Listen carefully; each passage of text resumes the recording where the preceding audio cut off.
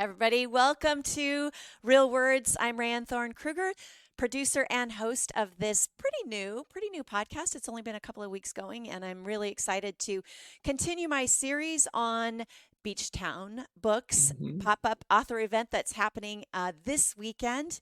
And today I have a very special guest. Matthew Arnold Stern is my guest today, and Matthew will be appearing at Beach Town Books on Sunday, the Mhm. 21st of April. Matthew, thank you for joining me today. Thank you. I'm grateful to be here with you today. Such a pleasure. If you could, please give us a brief intro about yourself and what brings you to this point. Well, I started writing in high school. I was going through some typical teenage stuff and started writing a personal journal. And my English teacher, Darlene Loyler, read my writing and said, you have some real talent there, and I encourage you to develop it. And I got involved with the creative writing magazine at school and the school newspaper and have been writing ever since.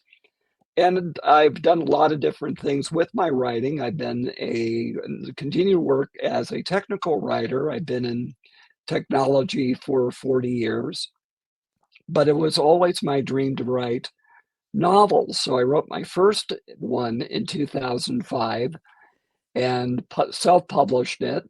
And then in 2021, I published my most recent novel, which is The Remainders, which is one of the books that I'll be showing at Beachtown Books.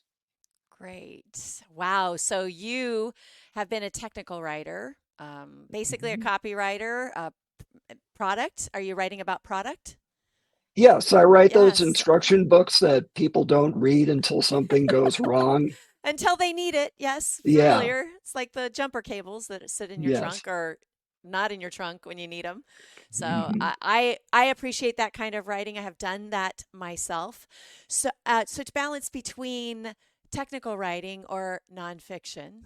Mhm. And I know that you've written a book about some tips, table talk tips. I want to hear more about that too. And Certainly. now to write, I'm assuming The Remainders is a fiction. Yes, it is. And had this idea been around for a while, or what was the inspiration for The Remainders? Well, it came about in 2016. We were going through some difficulties in our family, and there were some challenges that forced me to reassess a lot of things that were going on in my life at the time.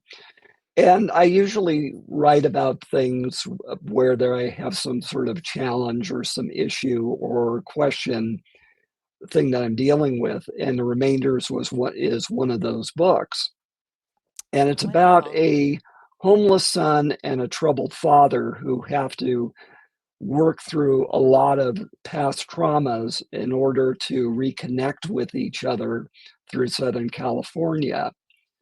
So the remainders came from that experience. Such an interesting topic, and many people are dealing with that type of separation from their children, feeling the estrangement, as Mhm. well as modern psychiatry that has encouraged creating boundaries Yeah. and individuals trying to walk on those boundaries and still have relationships. So I look forward to reading your book and Thank gaining more understanding as I myself, a mother of four grown children and you. four Mhm. grown stepchildren, a lot of young adults in my life that have created boundaries, and I've come to a place of understanding and appreciation for that. And I appreciate you sharing this in this format. So I look forward to reading Mhm. The Remainders. Your journey to become a writer started in creative writing in high school. I'm Mhm. assuming it was high school. Yeah. And I had similar experience myself, joining a creative writing class. And do you have any advice for young or new writers based on that experience or the experience, your current experiences now writing fictional, a fictional novel? Well, I think one of the things that's important is that we avoid the term aspiring writer, because a lot of people will say when they're starting out, they're aspiring writers. And the thing that I learned is that if you write, you're a writer. And it's very important that we claim that title for ourselves, because when we say we're an aspiring writer, if we don't reach some sort of milestone like getting an agent or getting picked Right. up by a big five publisher, then we're not a real author. And if you don't reach those type of arbitrary goals, then you're going to give up. But when you claim that you're a writer, you're going to do whatever you need in order to develop your skills. You're going to learn, you're going to experiment, you're going to make mistakes, you're going to get tons and tons and tons of rejection, but you're going to persist because you know in your heart that you're a writer.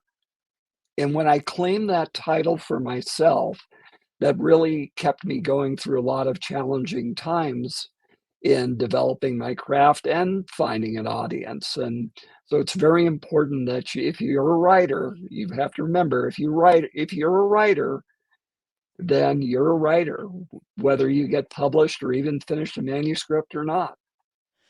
I really appreciate that. I started writing poetry very young, wrote a first song, never forayed into songwriting, but wrote a Mhm. first song at the age of 8, playing it on my guitar, and it was about unrequited love as an 8-year-old, Mhm. right? And so those early feelings of emotional feelings of wanting to be connected. Yes. And think that many writers, and I hear this from you and through your book, The Remainders, desire connection, that feeling of belonging. And this is our way, this is our contribution as a writer. This is our way to contribute to those feelings that are inside of us, and perhaps helping others recognize that they're not alone, that it's okay to have these feelings. So I really appreciate that definition, that advice. Really, there is no aspiring writer.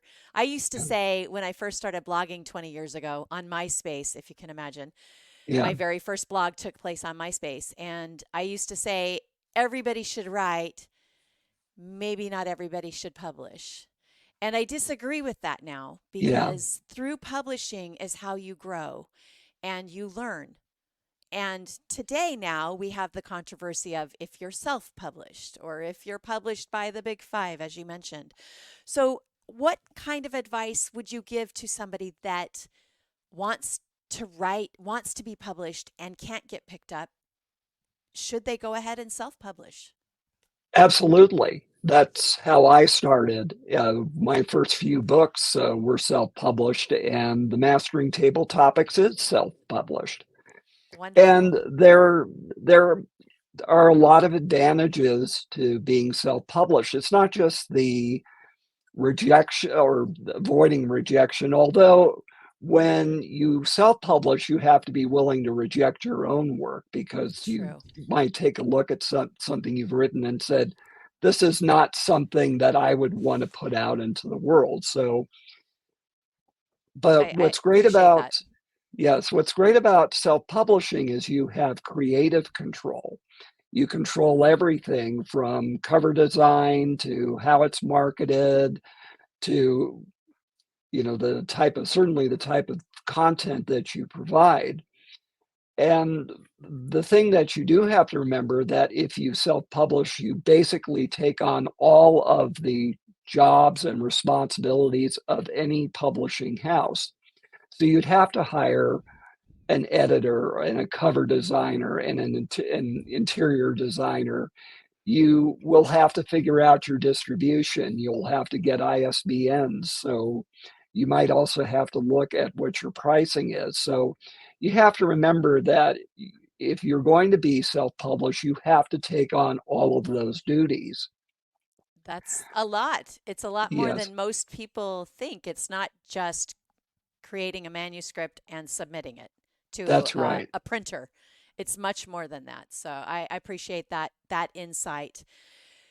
You, I do want to I add, I'm sorry, no, before we go please go on, on. sorry. Please go on. I also want to point out that there's a big field of small presses. My two novels, the Amiga and The Remainders, were published by Black Rose Writing, which is a independent press in Texas. And there's a wide range of small presses out there who are looking for a wide variety of books. There may be small presses that focus on particular genres. So the choices aren't either be self-published, or get picked up by a big five. There's a wide range of ways that you can get your book out there in the market. And what's great about these small presses is that they do take on a lot of the responsibilities that you would have to do for yourself if you self-publish. Like Black Rose Writing has a great cover designer, Oh, and wonderful. they have a lot of resources in terms of marketing and connections with various publications that might not be available or might be harder to get if you self-publish. So there's a wide range of options out there to get your book in front of the public. Well, I appreciate you sharing your experience and thank you for that insight. It will be very helpful to Mm-hmm. individuals that are wondering what should I do and do I have to go to a big publisher? Can I self-publish? So, thank you Yes. for sharing that insight. I have always asked my guest in the Real Words Forum about technology today. Yeah. And you were interesting to message me privately and contribute. I have written about this very topic. Yeah. And so I would love for you to address here. I have an expressed concern about the loss of creativity, the loss of appreciation for word artists. That's what I'm going to Mm-hmm. call Yeah. writers because it does require creativity. It does require a way to pattern, a way to formulate, a way to put together a magical string of words that either elicits emotion or fear or anger or curiosity or whatever your choice is as a writer, as a creator. I have a fear that this inner creator is at risk of extermination, of becoming extinct, because there will be opportunity to just create by typing one word or asking a question. And it will not be a human, of course, it will be based on human creations in the past, but if I fear the loss of original thought. And I've had others say to me, well, there really original thought? Don't all original thoughts come from somewhere else? Aren't they gathered in your brain, in the creator's brain, because they've heard, read, seen something else? And of course that's true, but each of us has a way to connect dots differently. We're all Mm-hmm. very different. And so I would love for you to share your insight of how you feel about technology, in particular AI, ChatGPT, Gemini, Mm-hmm. formerly known as Bard, anything out there that allows multiple artificial words strung Yeah. together. I mean, I love the idea of real words. And Yeah. this project came to me because I don't want to lose that. Yes. So if you could share how your feelings are right now. Okay. I would be happy to do that. And because I've been working with technology for 40 years. Right. And the question always comes up whenever some new form of technology comes up, like even with the first word processors, and then the advent of grammar checkers, spelling checkers. Are we losing a certain amount of creativity? And with generative AI, I know there's a bigger concern because it can create whole images and whole books even just Right. by entering a prompt. And I've done also some research into generative AI for my job. And somebody said something that AI makes a good parrot. It's very good at repeating things that it hears, but it doesn't offer insight. It doesn't offer any new ways of looking at things. And it doesn't provide the type of emotional connection that you mentioned that I think is necessary for art. Agreed. There are some ways that generative AI can make our work easier for us as authors. The post that Rayanne was talking about, the one that I sent her, was something I wrote on my website maybe about a month or so ago about how AI can help writers. And I gave the example of using Microsoft Copilot to generate summaries of some research that I'm doing, and it exposed some information and little details that I wouldn't find if I was just looking at a long list of links. So that aspect was helpful. And then in terms of using an AI art program like DALL-E to create reference images, like I could enter what I want my character to look like, and it will spit out an image. And how that is useful is you want to make sure that you're consistent when you're describing a character. There's an old joke in writing that says roses are red, his eyes are blue, but you said they were brown on page 62. I haven't heard that. I love that. Yes. So That's having great. a reference, yes, it's an important thing for us to remember, and a reference image makes it easy for us to recall what a character is supposed to look like. And sometimes looking at a picture helps us to generate more ideas about True. how that character would act and how it would feel to be in that person's body. But Interesting. what generative AI cannot do is it cannot provide feeling and emotion. And it also suffers from the uncanny valley effect, where it's both looks too good and it looks off. It looks wrong. And I think on another one of your podcasts, you were talking about pictures with having too many fingers Yes. and misshapen letters. Yes. Text is supposed to be the easiest thing for technology to generate, but generative AI images can't do that. It struggles. That's really an interesting part of when you see the graphical or image design that's done by artificial intelligence. And it feels like as a human, when you look at it, you do say that something, oh, that's it. And then you wait, what's wrong? It's like that, what's wrong with this picture? You know, Right. find all the things that are wrong with this picture. And I like the ideas you've shared. Thank you for that. What I will do is in the comments Mhm. section of this live stream, I will post that link to that article so that others can read and understand exactly what you're talking about. Well, thank I you. I appreciate you sharing that. Matthew, thank you so much for being here today. I really want you to share some inspiration that you draw from. Are there favorite authors, artists, maybe movies, other type of content out there that you draw inspiration from?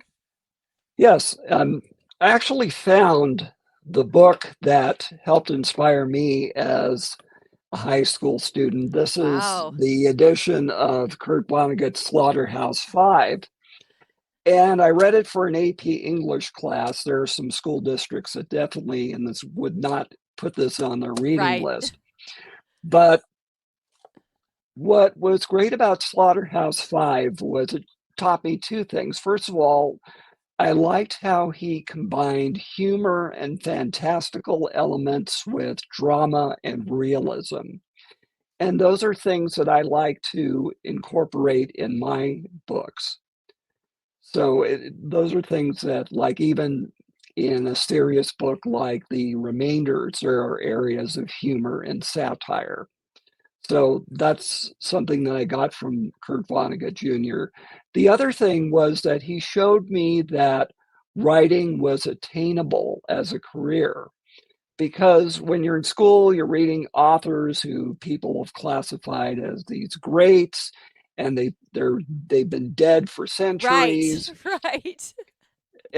But Kurt Vonnegut was, at that time in the 70s, he was a contemporary writer. He was writing books. He was writing in science fiction, which was a popular genre. And he was just an ordinary person who was able to start a writing career. And it showed me that, yes, I too can be an author. So I that's love that. how Vonnegut inspires me. I love that. Before I ask my last question, which is what's next for you, I want to touch on your table topic book. Yeah. And where can folks find this? And before we say that, though, please tell us, what is a table topic book? What is mastering table topics? What's that all about? Well, it's something that I learned in Toastmasters. And if you are an author and you find yourself having to talk to the public a lot, Toastmasters is something that I recommend. And Great. Table Topics is impromptu speaking. We are asked a question and we have to come up with a 1 to 2 minute answer based on that question. So it was a great way of developing my skills in all sorts of situations, like a podcast like this. Yes. So this particular book takes you through the process of going from being asked a question to come up with a complete answer. And it includes 750 sample questions that you can use to try out your skills. And Oh, I I love will have that. copies of of this book, along with Oh, Amiga and The wonderful. Remainders, at the Beachtown Books event. Yay. Well, thanks for that other plug. My guest today is Matthew Arnold Stern, author, technical writer, and now we know he's a Toastmaster as well. Mhm. What's next? Well, I have a manuscript that's complete and that I'm going to be submitting again. It's called Christina's Portrait, and it was inspired by a something tragic that happened in my high school back in the 70s. And Oh, this book, not only it's not an exact telling of that story, because that goes into true crime, which is not my thing, but it okay. gives me a chance to touch on a lot of other tragedies, both past and present, including the COVID pandemic, which I don't Wow. think we as a society have had an adequate chance to grieve. No. And it's ongoing. It's Yes, it it's is ongoing. ongoing. So So, I know many people that are that travel and come home and have COVID and they can't yes. retrace where they came in contact. Was it at the conference? Was it on the airplane? Was it at the hotel? Was it at the restaurant? We are still in the midst of it. It's Yes, we better, are. and we're getting better at not touching our face and washing our hands and being more cautious in areas where there are many people, but it's still there. And I agree with you. We have not really, somebody labeled it as a crisis in their life that changed them. And I hadn't come to that place yet where I admitted or thought, wow, I need to be thinking of this as a tragedy. I need to be Yeah. thinking. I just feels like when this is a horrible comparison, but when you're running from zombies, you don't really have a chance to think about, well, this is pretty horrible that I'm running from zombies, right? Yeah. It's that kind of thing. When you're still in the middle of it, you can't really say, oh, this is horrible. This is terrible, because we are still trying to navigate through it. Yes. And I think the consequences of this will be felt for many, many years to come. And this book gives me an opportunity to talk about that and how it ties in with many other tragedies that have happened. And Yeah. again, it talks about connection and the need for empathy, for reaching out to people, even people we disagree with, Yeah. because that's how we rebuild. That's how we become whole. I love that. Thank you so much, Matthew Arnold Stern, for being my guest today in the Beachtown series. We will see you on Sunday at Beachtown Books in San Clemente, where you will be sharing some of your writings. And it has been such a pleasure to have you here today. If people want to find you and your work, what's the best way to do that? You can go to my website, which is Matthew Arnold Stern, that's one word.com. And it includes information about my books. There are links to my social media. And also, you can read my blog post about a lot of different subjects. And we'll be sharing that link in the comments. Yeah. Thank you so much, Thank you. Matthew. I look forward to meeting you and getting my hands on your books. Great. Thank you very much again for having me. And I look forward to seeing you and everybody else on Sunday at Beachtown Books. Great. Thank you so much. Bye, all. We'll see you next time.